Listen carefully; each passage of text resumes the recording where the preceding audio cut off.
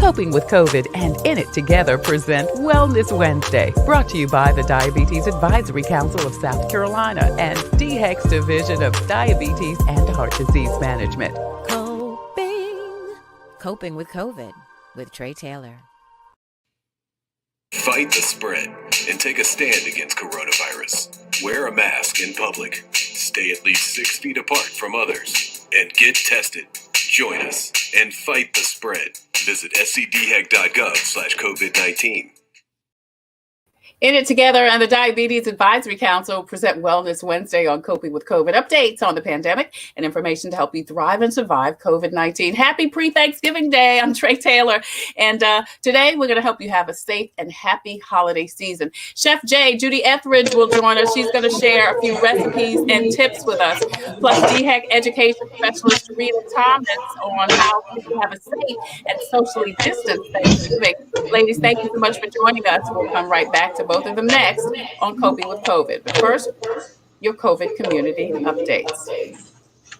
South Carolina's extended unemployment insurance benefits will end December 12th. The U.S. Department of Labor says since the 3-month unemployment rate fell to below 6.5%, the program will be terminated. Anyone on the program can reapply for benefits under the Pandemic Assistance Program. Former SCANA CEO Kevin Marsh has pled guilty to fraud in connection to the failed VC Summer Project. He and Senior VP Stephen Bryan, who both left the company in 2017, were charged with lying to investors about the project.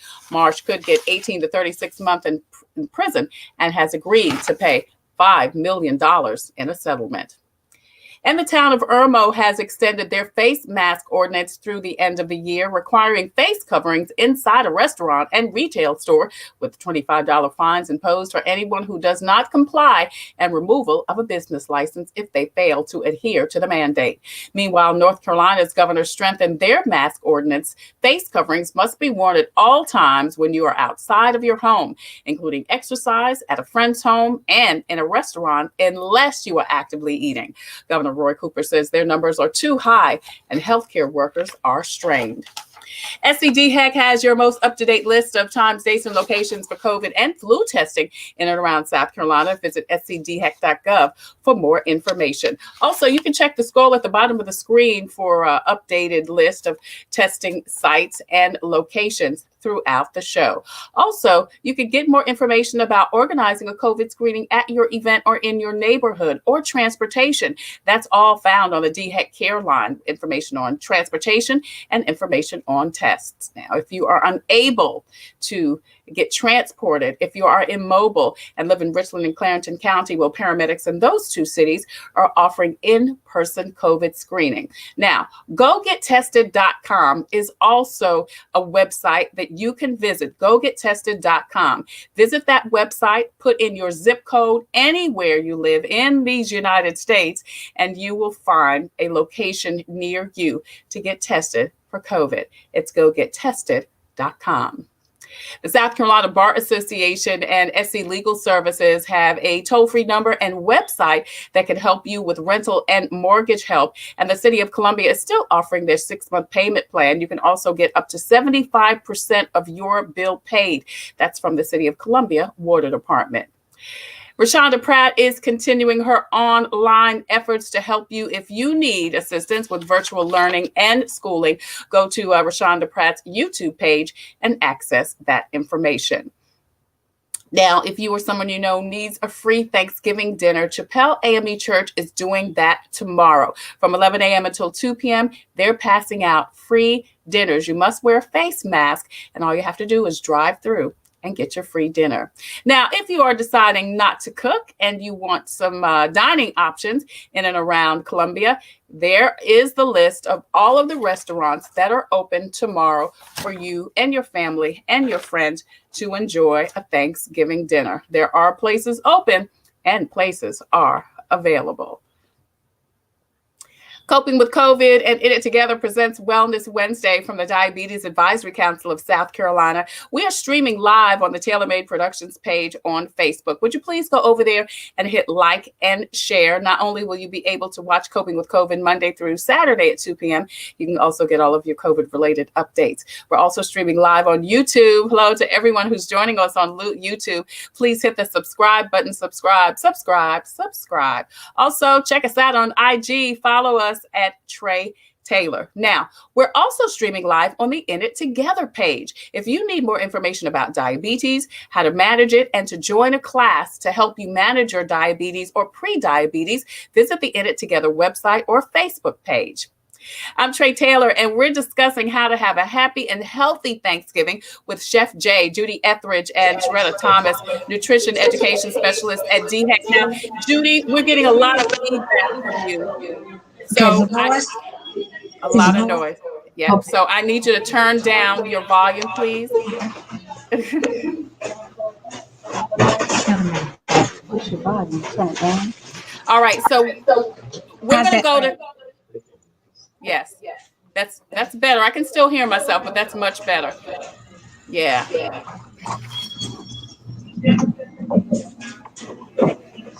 Can you hear me, Judy? Yes, I can hear you very well. I can still hear myself too. Well, how's that? All right. Can you hear me? Yes, I can hear you. Okay. Well, I can still hear myself, but it's better than it was. So we're just going to go ahead and hopefully we can make it work. Listen, despite the urging of the CDC and others, people are traveling. How can you, what are some things that people can do in the kitchen to have a safe and tasty and healthy holiday? Right. Okay. So a lot of times what we find is that people enjoy sweets. And so what we want to do is we want to show you how to make, instead of the traditional candy yams with all the butter and all of the brown sugar and all that stuff that raises our blood sugar, we're going to show you how to make sweet potato medallions. Okay. All right. My favorite recipes. Can you hear me okay? Yes, we can. Okay. This is the recipe right here. I think this is the sweet potato medallions with ginger honey. So you can tell us what people need because we've got the recipe up. Okay, yeah. So they just need sweet potatoes. I normally use olive oil, but if they want to choose grass-fed butter, that's also an option. And also ginger honey. This is where you can kind of change the recipe up a little bit, when you can use blueberry honey or either a hot spicy sriracha honey. And we're going to use a 1/4 teaspoon of cinnamon, and chopped pecans or walnuts is optional. So I'm going to show you how we're going to do those. Now, Judy, while you're doing that, you chose the ginger honey, and I think you said the sriracha honey. Is that a better alternative than just regular honey? Absolutely. Well, it gives you a different flavor. So I believe in, when you're trying to create healthy foods, you got to make sure you build up on the flavor. Yeah. And so we want to add something that's interesting to the food. Okay. Something that give you that bite and say, well, I got something different, or this tastes amazing. And so that's what it's all about, getting it to taste amazing, but also healthy at the same time. Okay, great. So so you can continue with the recipe. Okay. So we're going to start off with a pan. And what we're going to do is, she's going to point to what I'm doing. We're going to chop the sweet potatoes like this right here. And get this. And so, what we're going to do is, can you see us okay? There you go, perfect. And so what we're going to do is, you stay right there, Rosa. We're going to cut the sweet potatoes about 1/4 of an inch. Hey, Roz, can she bring the camera down a little bit so we can see what you're doing? Yeah, there you go. Thank you, Roz. Roz just stopped by to get some grease. She ended up being she just came to get some grease. She didn't come to be the cameraman. That's funny. That's what good friends are for. That's right. That's right. The medallions just like this. And what I like to do is that we like to put the oil at the bottom of the pan. Okay. Because we put it at the bottom of the pan, it's going to sear and give us a nice texture at the bottom, okay? And so what we're going to do, we're going to lay them all on that pan. And you can make a bunch of these, and they go a long way. So now, Judy, are these already pre-cooked, or is this a raw sweet potato that you've got there? Okay, this is raw. But we're going to bake them in the oven right at about 375 for about 20 minutes. And then we're going to flip them over and turn them on about 10 more minutes. Okay. All right. Okay. And so once we do that, we're going to drizzle them on the top. Okay. I like to bake mine first. And once they bake, they look like this. And then we're going to finish them off with a little bit of, this is the ginger honey I was telling about. Okay, so Now, that's one thing just, about- so is Yeah. that something you purchase in the store, or do you make your own ginger honey? Yeah, this is I like that idea, but you can make your own ginger honey, but I purchased it in the store. As a matter of fact, I purchased it at one of our neighborhood cafes, the Rare Variety. Oh, okay, yeah. Rare Variety we- Cafe has a ginger honey, yeah. Yes, And that uh-huh. is on North Main Street. Right. Is that Rare? Yeah, it's on North Main Street. Okay, so I want to make it a little interesting, right? So you can take and add a little pecans to it. We can add a little, this is orange cranberries. It's infused Orange with cranberries. Mm-hmm. And then we're gonna, if you want to, you can add walnuts to it. But don't forget, you want to add the cinnamon because we are mimicking sweet potatoes. So So are you doing this, Judy, after it comes out of the oven? after it come out of the oven, I want to go ahead and put my honey, my cinnamon, and my cranberries and pecans, and then you can just put it back in the oven right at about 5 minutes if you like. Or you can Okay. just leave it just like that. All right. So that is your sweet potato medallions with ginger honey. As you said, preheat the oven to 375, 2 medium-sized sweet potatoes, peel and slice. You put your oil on the pan and you had them to bake, then brought them back out, and then put your ginger honey, your cinnamon, and your pecans if people wanted, or pecans, whichever one you prefer. And then once you put that on, you pop them back in the oven, you say about 5 minutes, and that just kind of melds all of those flavors together. That's right. And this is a great option for ordinary sweet potato, candy yams, because they are loaded with sugar and butter, you know. And Right. when we eat them, the first thing we do is raise our blood sugar. Right. And remember I talk about, we want to make sure we keep that balance. Exactly. Chef Jay joins us today on Coping with COVID, Ended Together, and the Diabetes Advisory Council present Wellness Wednesday every Wednesday. And we are talking to Chef Jay about some healthy and tasty alternatives to your Thanksgiving meal tomorrow. And she just did the recipe for the medallions. Now, you've got a kale salad. Now, I love kale, so you just can't go wrong with kale for me. So tell us about the next recipe that you're going to show us. Okay, the kale salad, as a matter of fact, my brother, he grows his kale. So kales have so many different families. So they come from so many different families. So these came out of his garden this morning. And so what I did is I took the stem off of them, and we just kind of left them like that. And then what we're going to do is we're going to cut them in. I like my kale to be kind of diced a little small. Okay. Kind of not shredded, but just enough where it just I'm gonna tear it a little bit so I can be right. This is one of my favorite recipes. So I'm sharing a lot of my favorites today with you guys. Right. Audience. And we've got the recipe up here for the basic kale salad. 2 cups of kale washed and stems removed, a half a teaspoon of Himalayan salt, 2 teaspoons of lemon juice, apple cider vinegar, and then olive oil, raisins, candied walnuts, red onions, chopped tomatoes, sweet potatoes, and sunflower seeds. Wow. Okay. Those are different options that you have. So we cut the kale kind of rough like. And then the biggest thing is that we want to add a little bit of salt. One thing about kale, it takes salt really, really fast. So you got to be careful how much salt you put on. You want to put on just a little bit. And then so let me ask you this, Judy, and I know a lot of people, nutritionists, are against putting any kind of salt in anything. They prefer herbs. Is salt okay for a diabetic? I think in moderation, what I mean by that is sometimes people overdo it. Yeah. I think with anything, we just got to be aware of how much we eating or how much we putting into it. Right. So I think salt is the season of the earth, and I just think that we need salt to help our food taste good. Yeah. For those that have those restrictions, of course, they have to watch how much salt they use. But I always like a good quality sea salt or use a pink Himalayan salt. Okay, so pink Himalayan or a quality sea salt. Michelle Harris has a question, but before we go to Michelle's question, I want to ask, so do you have to massage the kale first?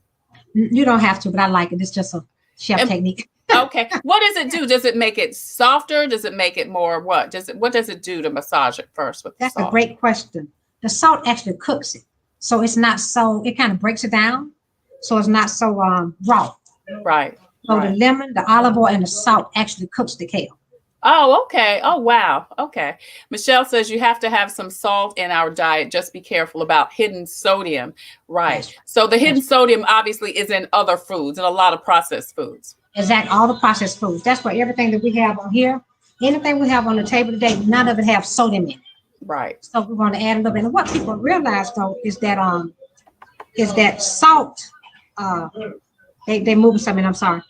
What they don't realize is that you need salt to make everything taste good, but the hidden sodium is what messes with our blood pressure and cholesterol and just makes us off balance. Right. And normally, most of your vegetables have salt already in it. They have sodium already in it. So when we add more sodium to it, it is just too much. So let me ask you this. Those are fresh. That's fresh kale. Do you wash them first? Yes, I've already washed them. Okay. And also took a lot of the stem off. A lot of times we find is people don't like the kale because the stems are real tough. And so we like to take most of the stems off. Okay. And what I do with them, Trey, I take and put the stems in my rice or in my soups. So I don't throw anything away. Yeah. Sunshine Pollard. Hey, beautiful. How are you? She says, hey, Queens. Thank you for the segment on nutrition for the holidays. Absolutely, Sunshine. Thank you so much for joining us. I want to thank everyone for joining us today on Coping with COVID. Chef Jay is with us to help us guide us through some healthy and tasty holiday cooking. I mean, it could still taste good and be healthy for you also. So Michelle Harris wants to know, were you using a ceramic knife? No, this is a real nice, Michelle. A real knife. Yeah. It's just pretty. It's pink. It's a pink knife. Okay. All right. So go ahead. So we're doing the kale salad. Okay, we'll do the kale, and then we're going to add a little olive oil. Mm-hmm. And then we're going to add a little bit of the vinegar. This is the apple cider vinegar, which we love so much. Yeah, I just drink that every day. You do what? I drink apple cider vinegar every day. I take a little I shot. love it. I love it. My mother-in-law, she's 99 years old, and she drank to keep her blood pressure down. Yeah. It does have so many medicinal qualities. Right. I actually take it with my elderberry. I'm taking elderberry too. So. Yeah, I make elderberry tea for my clients. Oh, okay. And then I sweeten it with the ginger honey. So Sunshine says those kale stems are awesome for stock. There you go. Yeah, we take stock. We take all the stems and make a vegetable stock out of them. Okay. And so what do? You just boil it? You boil the kale stem? Mm-hmm. You can do like a slow cooker. Like I make bone broth for my clients. Uh-huh. And we just make a vegetable broth. Okay. Okay, that's cool. We're talking to Chef J, Judy Etheridge. She is making her kale salad. We already did the sweet potato medallions, and now we're doing the kale salad. The recipe is up on the screen right now to do this basic kale salad. She's got 2 cups of kale, washed and stems removed, a half a teaspoon of Himalayan salt, and she suggests the Himalayan salt, 2 teaspoons of lemon juice, apple cider vinegar. And she said that the salt, the lemon juice, and the apple cider vinegar are actually cooking the kale.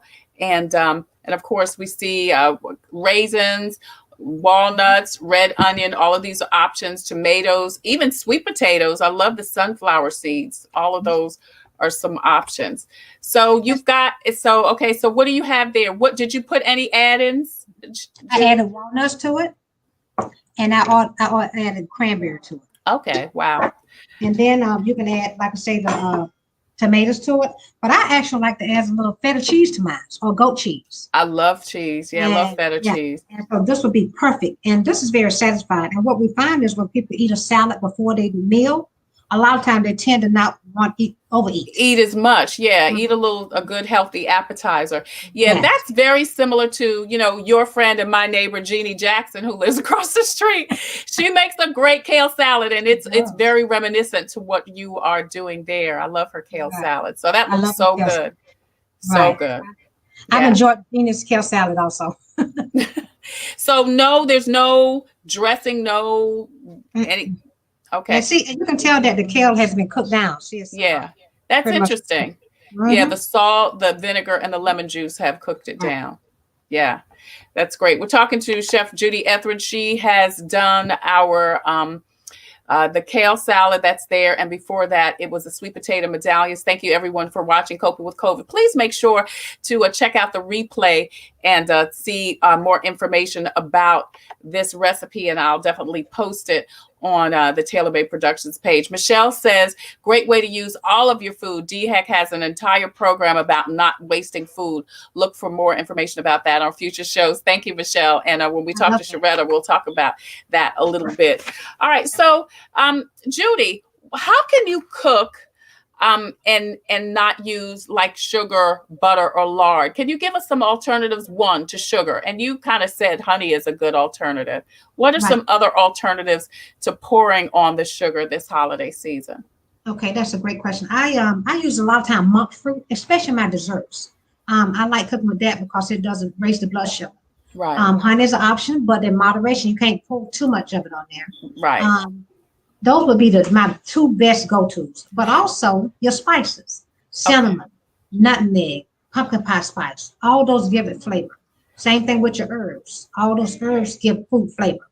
Right. So I think if we kind of pull back, I think our taste buds has been compromised with so much sugar. So it takes a lot of sugar to satisfy our taste buds. Yeah. Yeah. And you know what? It's so addictive. My friend Carrie Abel brought some daggone, and it says they're sugar-free. Walnuts, almonds, pecans, I don't know what they are. Right. But since yesterday, I've eaten too many. You know what I'm saying? And the more I eat, the more I want to eat. And I had gotten sugar out of my diet. So sugar is so addictive.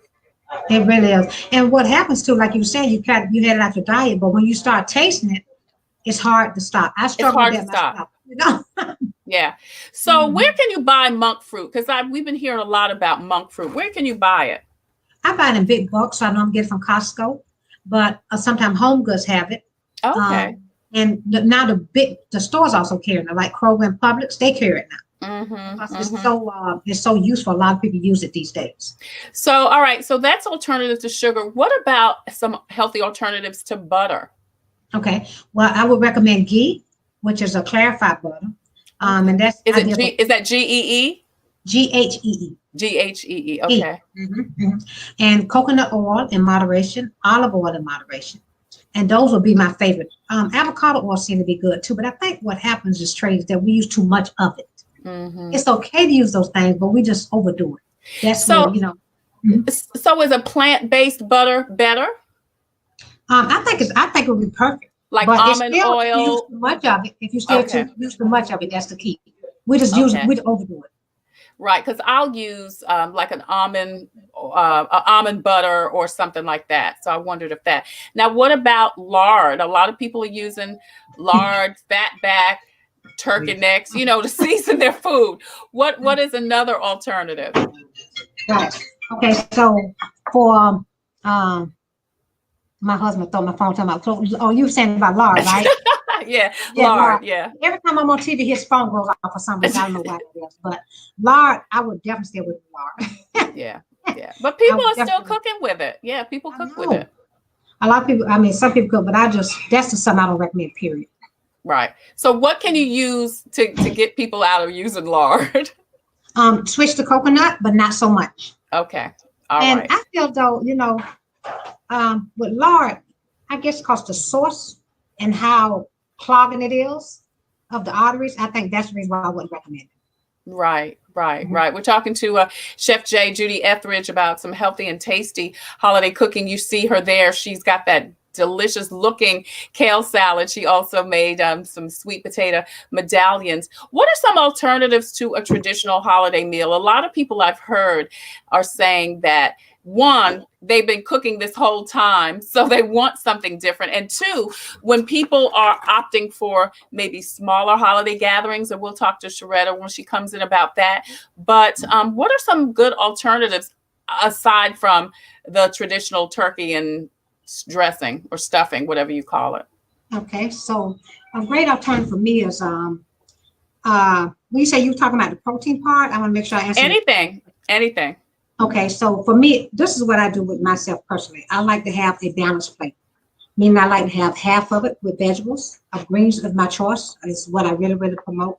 And I would have me 1/4 like a protein. It would be even this a filet mignon, It can be a rotisserie chicken. Mm-hmm. It would be a nice turkey breast or something that has good quality. Right. I wouldn't do anything really greasy or fatty. And then I would do maybe some type of rice or potatoes. I would probably do sweet potato dumplings. That's a complete balanced meal. Right. Now, what I want to point out is that a lot of people, you got to pick and choose. They want macaroni and cheese, they want rice, they want potatoes, they want and then they want cake. And a lot of us will end up in the emergency room tomorrow. Right. Wow. And that's real talk. We're laughing, but you're right. They'll be in the emergency room with the COVID patients. Yeah, they've been emergency and their blood sugar, has got out of control, and they're gonna need to go in the hospital. It's serious, because I really want people to be aware of. Yeah. That you will end up in the hospital and your blood sugar would be 700, and that's threatening you to be in a diabetic coma. Yeah. So are you saying what? Like you say, so are you you should choose to, whatever your starch is, either do potato salad, rice, or mac and cheese. Do one of those. What if you want to have all of it, because our culture is surrounded around food, and I don't want to take that away from us. I mean, that's just real talk too. But maybe you just want to have a tablespoon of each one of them. Yes. Yes. You don't have to have 3 spoonfuls. Right. Yeah. But just be aware. That's what I'm asking people. Just be aware. Just be aware. Yeah. Sunshine said jerk snapper is a good alternative. And I don't know, Sunshine, is that what you guys are having, jerk snapper? She's from the island, so she may be. So she's right. Mm-hmm. And a lot of people are saying that they are doing a seafood Thanksgiving as opposed to the traditional turkey. The other thing is, I know a lot of people are getting smaller turkeys. Yeah, I heard that. That is it. That's why we would choose maybe just a turkey breast. Yeah. Something that's nice and lean, because I like to do something different. My husband is traditional, so we normally stick with traditional. You got to please your husband, girl. Sunshine said acorn squash souffle. That sounds good too. That sounds good, Sunshine. You should have been on the show with Judy. Sunshine, I love it. That's right. That's right. Chef J, Judy Etheridge joins us today on Coping with COVID. In it together, and the Diabetes Advisory Council present Wellness Wednesday here on Coping with COVID. I'm Tre Tailor. Chef J is here. She's been sharing with us her 2 amazing recipes, sweet potato medallions, and also the kale salad. We are going to show you those recipes again in the next segment. And if you want to check those out, please go to the Tailor Made Productions page and we will post it there also. She also gave us some great alternatives to sugar, jackfruit, and then to butter or lard. You said avocado oil, sunflower oil, something that's just lighter and again, just healthier.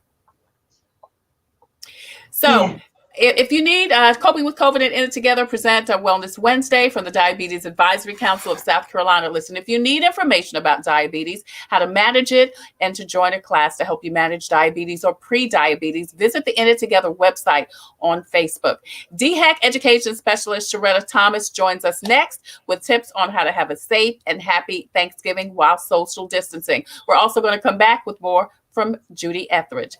We'll be right back on Coping with COVID. I'm Tre Tailor. Thanks, Judy.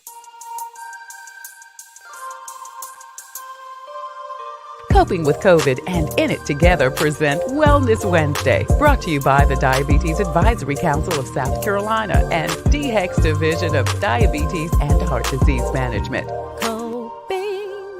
Coping with COVID with Tre Tailor. Palmetto Media Connections, connecting media and communities together. Established in 2010 with past national media guests like Janice Huff, Mitch Faulkner, and Dolores Washington, and local celebs like Cynthia Hardy, Miranda Parnell, Vaughn Gaskin, Kevin Cohen, Vanzell Hare, and Makita Pearson, and hosted by Darcy Strickland and Tony G. Palmetto Media Connections in the past has distributed to the community over $1,000 in gift cards. Connect with us on Facebook and subscribe to our YouTube channel, Palmetto Media Connections, connecting media and communities together. People will be able to look 100 years from now. They will know how we got over. This makes it even more important that we shine this light. Part of it also wasn't the fact that we couldn't have the physical graduation, but I also couldn't celebrate with my family out of town. For me, I feel like this is a new normal. This is not going away anytime soon, I don't think. Anything that's happened before can happen again. And the same thing is at play with this virus. We are no longer in a building, and we've talked about church being, with us, in us. Have you traveled abroad late in the past 6 months? You know, we were trying to trace it back as early as November.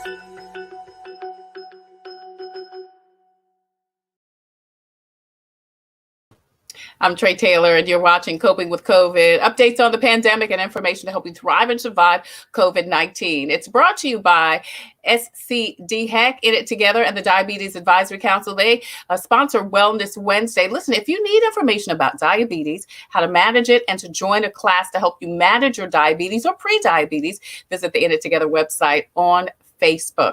I'm Tre Tailor, and please continue to post and share this information out so we can get this message to the masses. We've been talking to Chef Judy Etheridge about some healthy and tasty holiday eating. She shared with us in the last segment her kale salad recipe and also her sweet potato medallions. We're going to show those recipes later on in the show, and you can also go over to the Tre Tailor TailorMade Productions Facebook page and check that out. Right now, we're going to be joined by Sharetta Thomas, nutrition education specialist at DHEC, and I don't know if Judy, are you ready to come back in? Okay, right. All right. So, Sharetta, thank you so much for joining us. Now, despite the urging of the CDC and others, people are traveling, but how can you have a safe and happy holiday with others? Well, thank you for having me again, Tre. Absolutely. Judy, you know you were making me ready to come over, get a plate. Yeah, we are having, some of us are still traveling, some of us are still having gatherings. And so, of course, we want to make sure that we stay in line with CDC, DHEC recommendations. One of the things that we pointed out was even having the gatherings outside. Now, for some of us, like, kind of cool, don't know what the weather is, but the importance is ventilation. So if you are going to have gatherings and you are going to be with individuals in your home or in a designated location, you want to make sure that it's large enough for proper ventilation. Okay. So, and of course, that's so that, again, the air is flowing and all of that. Right. All right. So a large enough place. What other things can we do? Because I know a lot of times the CDC has suggested outdoor dining. If you hold your event outside. Right. And one of the recommendations too, Tre, was if you were to have a party over or a group of people over or guests coming over, that, for instance, your immediate pod or squad that you have, in your home that you have tested, it's recommended those guests be tested prior to the gathering. Everybody share the results, things of that nature. And then maybe when we are sitting around or gathering around, that those that are in your household, you all are the unit that sit beside each other, where the other ones we're doing still that 6, when we're looking at the distance between everybody, that we're making sure that others are also having masks on still and still going along with those guidelines. So being in charge, who's going to be issuing out the food, designating one person to actually control the serving of the food. I love that. So one person should control the food as opposed to everybody getting having many people into the plates. And again, me personally, if I was to be hosting something like that, I would probably designate myself, because I'm picky like that, to be in charge of the food. You don't want everybody over the food. Again, we don't know who is positive, who's not positive.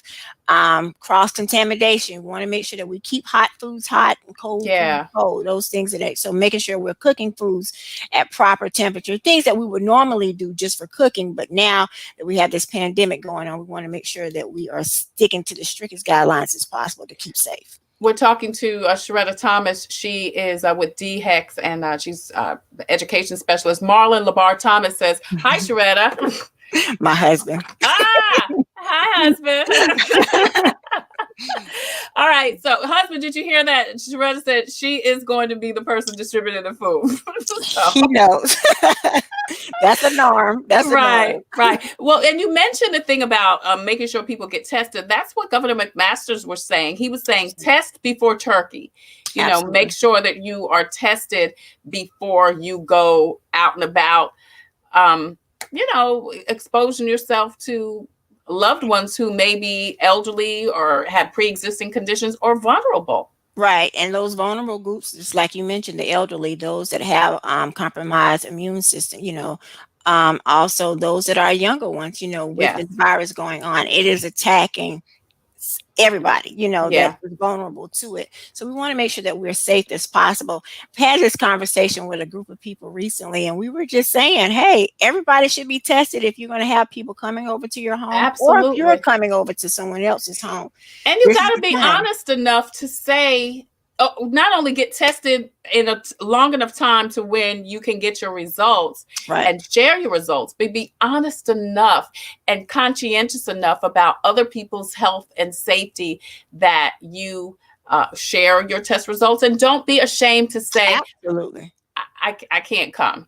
I mean, even if you don't want to say I tested positive, just say I can't come. Even if you're having some symptoms, you need to stay at the house, at your house.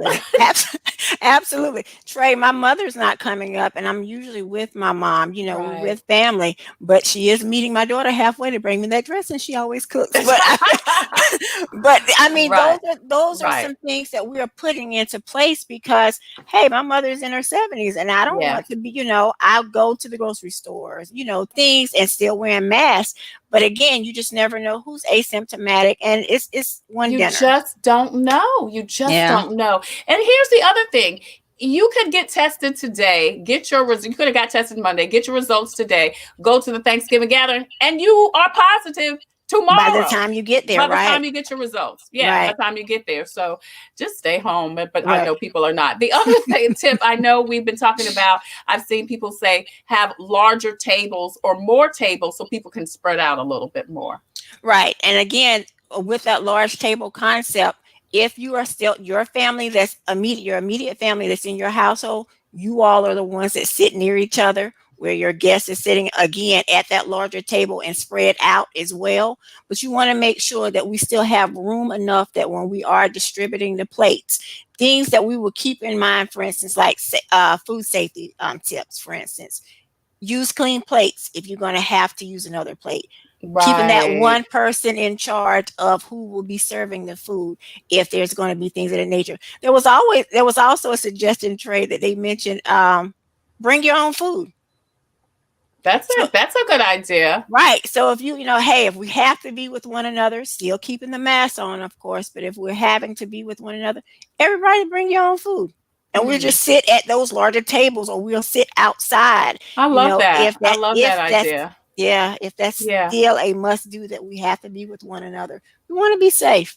Safe. And you've got to be flexible and be creative. A lot of, I know another tip from the CDC was smaller gatherings, like you said, just maybe some folks in your immediate household instead of everybody. Right. And so when you're talking about your pod, or if you're talking about your particular squad or your bubble or whatever, everybody get tested, and again, that's your household. So you can move freely within that group, right?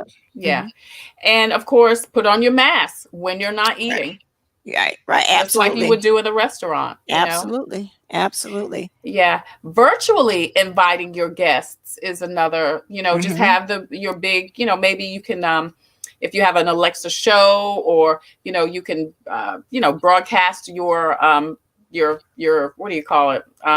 FaceTime or whatever, on a screen, and they're there and you're here, but you can still communicate, have a virtual. Right. And actually, that's one of the things we're looking at doing for Christmas. We may do a virtual Christmas where, hey, everybody get on your screen, get your plate, get your bowl, get whatever, Oh, that's cool. and things of that nature. But again, we're trying to keep it safe. Yeah. And then as far as students, do a lot of kids are away at school and then they come home. I know one thing, again, was the test before Turkey, wiping down your pocketbook, your suitcases, your everything before you come into the house. Keeping those things also, Trey, your more common area that you may use and common, and maybe we'll look at those designated areas to be off limit, like the kitchen. Everybody doesn't need to come into the kitchen. If we're grilling out, everybody doesn't need to be around the food. Whatever you're bringing in, like you said, your college students coming in, go straight to the laundry area, or go, things of that nature. I do that with my boys at home now. Go straight to the bathroom. So to eliminate that travel. Yeah, a couple of weeks ago. Well, early on in the pandemic, we talked to Mayor Barry Walker of Irmo, and he said, he tells his wife to strip down when she gets to the door. And of course, I said, "Oh, that sounds like a fun thing. I don't know, strip down, girl. But you do what you got to do. Not hugging or kissing. Doing some fist bumps, some elbow bumps. Elbow bumps is something that we're definitely promoting. Everybody wants to hug and things of that nature. And I think when we're having gatherings like that, you're going to be more prone and apt to do that. But to stay safe, these are things that we're going to have to maybe have a pre-COVID gathering talk before. Okay, this is what we're going to do. This is what's going to be expected. The guidelines, if we're still going to gather, to make sure that we're staying safe in that process. Definitely think that's a great idea, because we have got to do better with communicating. And if we talk about it before, then nobody's shocked. Everybody's on the same page. Other people may have different suggestions, so you can collaborate on, okay, we're going to come together, but these are the rules. Right, absolutely. And it's serious. It is really serious out here. I think the last time you and I were on the show together, I shared with you that I had contracted it a while back. Yes. And so if I take it very seriously, as far as if this is what we're going to do, have a plan. We have to have a plan. So if you desire to have a gathering, if you desire to be a part of gathering, make sure that plan is up front and everybody's aware of it and what's going to actually take place and what to expect. Right. This is Sharetta Thomas. She is an education specialist with DHEC. Chef J. Judy Etheridge is also joining us. Michelle wants to know, and this is what I was going to ask next. She wants to know, is it safe to drop off meals for elderly neighbors who can't be with their families? Michelle, you would put me in that corner because we had that conversation before. I'm real particular when it comes to our elderly. Because they are that population. But again, if you are going to be the one making sure that you have tested, or whoever's tested that's preparing the food, you want to watch that person who's going to be in charge of that food, making sure that they are well-being. So for instance, to-go boxes, of anything like that. If you want to do things, for instance, using your... So you're saying put the food in a to-go box as opposed to putting it in your plate and putting a piece of aluminum foil over it. Right. Is that what you're saying? Okay. Right. You want to make sure that it's sealed, but again, you want to make sure that those that are handling it exactly as well. So the food is fine. It's the handlers that we want to be cautious of. And so if we're safe within that guideline, then We're talking about having a safe and tasty and healthy holiday season amidst COVID. Sharetta Thomas is with us. She's with DHEC, Chef J, Judy Etheridge. Any other tips you can share with us, Sharetta, to assure that we are having a safe holiday season? And this is, we're talking about Thanksgiving because it's tomorrow, but we're getting ready to, however that pans out, and there may not be as many holiday parties as we're used to having, holiday gatherings, but people are still going to be doing some stuff. So, so let's get it out there, girl. What do we need to do? Give the Patella people of God what to do, girl. Please help us, anybody listening. We want to make sure that we're still going with serve safe methods, making sure that we're cooking our meats, especially our turkeys, up to 165 degrees Fahrenheit, making sure that we're cooking it properly. If you are going to do stuffing, meaning if you're going to stuff that bird, you want to make sure that the center of that dressing or the stuffing that's inside that bird is still registering at 165 degrees as well. Also, holding hot foods hot, cold foods cold. Putting out, when you take those foods out of the refrigerator, that you're marking that cold food, that you're marking it, that time frame that we're looking at, that's about 6 hours. Hot foods, you're putting that time frame once you begin to serve it, 4-hour difference. So those are just tips in general that we want to watch when it comes to making sure that we're keeping hot foods hot and cold food cold. The other thing too is making sure if you're not feeling well, cook, food handler, disengage, call it just call it off. Eat popcorn, call pizza, whatever, but we want to be safe. And that's a big thing, Trey, that I really want to hone in on and bring home, is that we want to be safe. You got to be safe. And you're right, because there could be so much guilt around you in the midst of your potato salad or whatever, and everybody's looking forward to it, and then you feel bad. And you just have to, like you said, just man up, woman up, and just say, Do you want the potato salad or do you want he's sick? You want stick potato salad or do you want well potato salad? Absolutely. Absolutely. Yeah. One thing I do want to ask both of you, because I've gone back and forth with several people about this. When you, after you're, cleaning up the kitchen or whatever and putting your food in containers, do you wait for it to cool down? Oh, Judy's already saying no. Do you wait for it to cool down before you put it in the refrigerator? I always thought you wait for it to cool down before you put it in the refrigerator. Judy says no. No, Judy? Yeah, it has an hour. Sharita probably can, with her being a DHEC, it has an hour time in it. So in a way, and it depends on the temperature, and she can be piggyback on us between 2, 4, no more than 6 hours. Sharita, you might can help me with that part. In my studies, that's what we've learned. And that's with the 6 hours. That's what I was mentioning earlier about when we're holding hot foods, and that's called the holding time. When we're holding hot foods. And then again, with the cold foods, that we want to make sure that we're looking at 41 degrees Fahrenheit when or colder coming out of the refrigerator. And I'm sorry, that's 6 hours for the cold food. For the hot food, we're looking at 4 hours. And that's holding time. And so even if you're not controlled temperature, and controlled temperatures, if we're actually going and constantly checking that food, things of that nature, those are the times that you're looking at to keep those foods out. So and putting them in. The only thing, Trey, when you're talking about putting them back in, and if it's too hot or things like that, you want to make sure that container itself is not going to burn anything inside of your refrigerator or things of that nature. But when what Judy was talking about, the whole time of hot food. So once that food is registered, for instance, at 165 degrees, it's hot, and that time that you hold it out for that period of time. So, we've known to keep food on the table, picnics, keep it out, and we'll just eat all day long and wonder a few days later, why am I sick? Because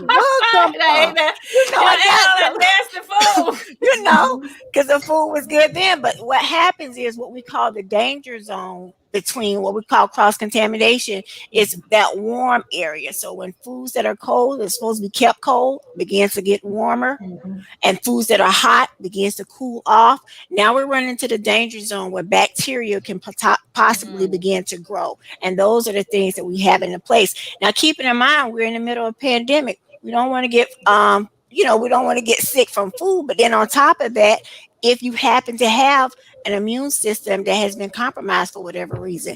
So now is the time not to play games, everybody. We don't want to play games with it, but we want to make sure that we're staying safe. So the numbers are high for people getting that kind of sickness from the food, temperature, time control. So myself personally, I like to play it safe. I like to put the food up after a certain amount of time. Hour, 45 minutes an hour, I like to put food up. To stay in the safe zone. So let me ask the question again, because the answer may have gone over my head because I think the answer went over my head. So if you have food, like my girlfriend bought me some soup yesterday and it was hot, should I have put it straight in the refrigerator or wait for it to cool off before putting it in the refrigerator? You can wait for a little while, Trey. You can wait. You shouldn't put hot food in the refrigerator. That's what I want to know. Do you put hot food in the refrigerator? It would just take it. It would take it. A while for it to cool down. Yeah. Okay. Right. Okay. Thank you. I was like, I don't know if you answered my question or not. Michelle says she thought cold food could only be out 2 hours. Keeping in mind that's controlled, Michelle, when you're talking about controlled temperature, but if you're not using a controlled temperature, meaning you're not going back to actually measure it yourself, that's when it's not controlled. Right. Sharetta, what are you doing tomorrow? What are you guys doing? I know you said your daughter's going to pick up your mom's stuff. Correct. My husband and our 4 children, we're going to be home tomorrow. I said, we're going to scale back, guys. So I said, what are the must-haves? So of course the mac and cheese came up. The collard greens came up. So I'll be cutting collards tonight. We'll be making banana pudding tonight. Oh, that's nice. Yeah, my mom's dressing is coming in. So those things, so we'll do something small, but we're going to be home. We're probably watching Christmas music, watching Christmas shows, listening to Christmas music. Yeah. And I think the kids are going to put up the tree tomorrow. So. That'll be cool. And Judy, what are you guys doing? Well, we're doing the tradition. Like I said, my husband is a traditional guy. He likes all the traditions, so we'll be doing the turkey. We have beautiful collard greens here that we're going to cut those up. And everything's going to be, I think he'll probably do some dressing. But myself, I'm just going to be kicked back and put this foot up straight. You know, I got so hurt. Yes, you got hurt and you didn't go to the doctor like I asked you. But Judy, so are you guys going to do, is it just going to be you and your husband? Yes. Really? Okay. Yes, we're going to play it safe. I like to follow rules, and I'm very concerned about COVID and hitting all of our communities. I'm very, very concerned about it. Right. Now, Judy, you mentioned your fresh vegetables. You're selling fresh fruits and vegetables. Tell us about that. Yeah. That's exciting. We have... Judy, walk off the camera in a minute. Oh, look at that. We have just about 5 or 6 more college bunches left. Okay. Judy, why didn't you let me know? On Facebook, we probably sold about 65 bunches of collards. Wow. Yesterday.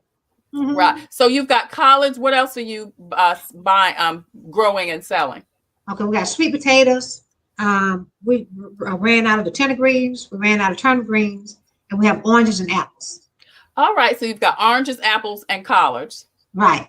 And don't forget, I have your samples. I have your samples of the sweet potatoes. And it's in the refrigerator. All right. Sample for well, I want to come get some apples. I need some apples and oranges too. So I'm going to come get some apples and oranges, or you can bring them, however. But yeah. So if people want more info, so when do you sell them? When do you sell the fresh fruits and vegetables? Normally it's around the holidays, but people have been acting, especially in this area. I'm at 29223. Right. So we like in a desert. So we don't have that many groceries around. So, and people want fresh. I'm so glad about the fresh collards, the response that we have had. Yeah. Yeah, we've sold out of the kale. Are you making a salad? I will sell it for you, Michelle. We'll make it for you. Are you making a salad? Yeah, she said she would sell it. When do you want to order some kale salad, Michelle? So we've been doing it just around the holidays, the vegetables and fruits, but we're probably going to expand a little more. Maybe once a week have a farmer's market. Oh, that's awesome. That's great. That's great. So Judy, what about mustards? Do you have any mustards? We sold all the mustards. We sold all the mustards also. Mm-hmm. Right. Michelle said now she wants some now. Come on over. Yeah. So if you want more information about the 2 recipes, and we're going to put those up. These are the 2 recipes, the sweet potato medallions that Judy had with ginger honey. You can see that. And of course, the kale salad, Judy, is that recipe is there. And Judy's information is going to be scrolling on the screen. So if you want more information about her other recipes and the fresh fruits and vegetables that she's selling, you can contact her at that number. Or no, Michelle said put it on my tab. Absolutely, please do. Absolutely. All right, so Judy, thank you again so much for joining us today. That was absolutely amazing. As always, please take good care of yourself. Happy Thanksgiving, Sharetta. You and your children and your husband, you do the same. Again, if you want more information about food safety with DHEC, you can contact Sharetta Thomas. Her information is on the screen. Good luck to you guys tomorrow. God bless, and happy Thanksgiving. Thank you. Happy Thanksgiving, guys. All right. Okay. Yes. You be safe too. All right.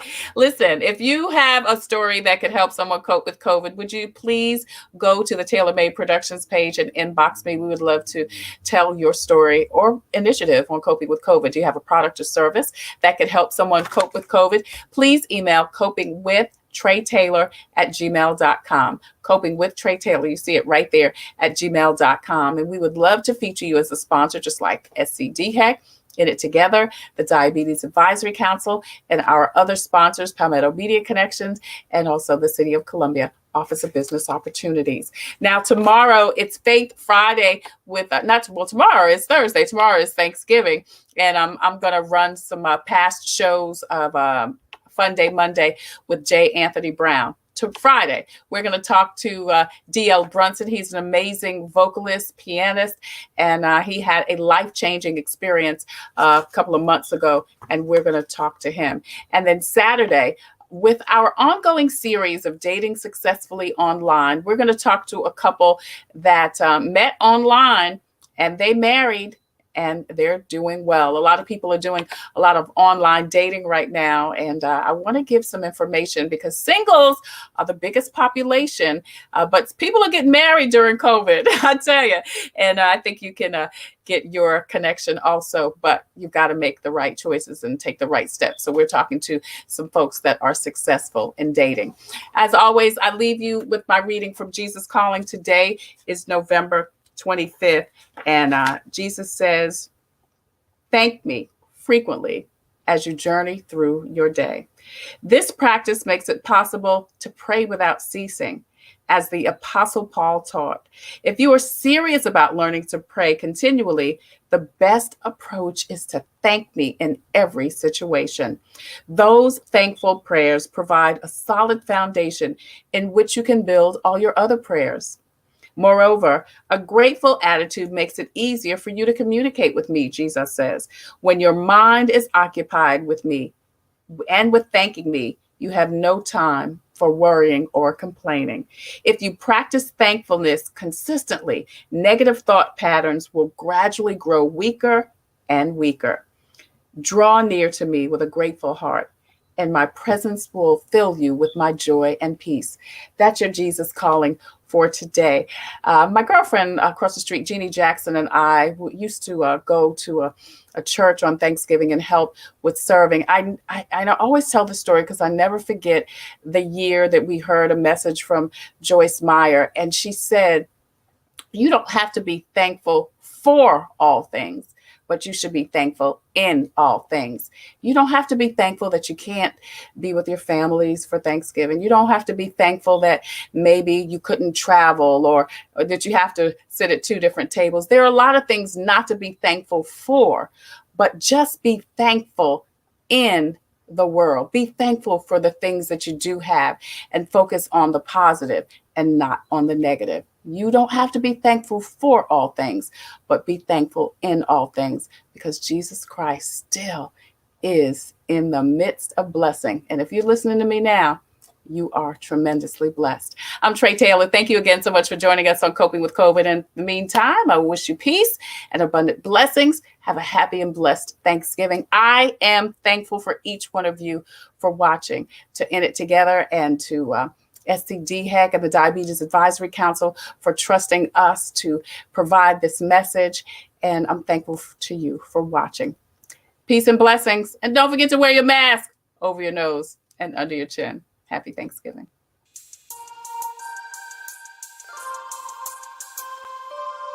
Coping with COVID and In It Together present Wellness Wednesday, brought to you by the Diabetes Advisory Council of South Carolina and DHEC's Division of Diabetes and Heart Disease Management.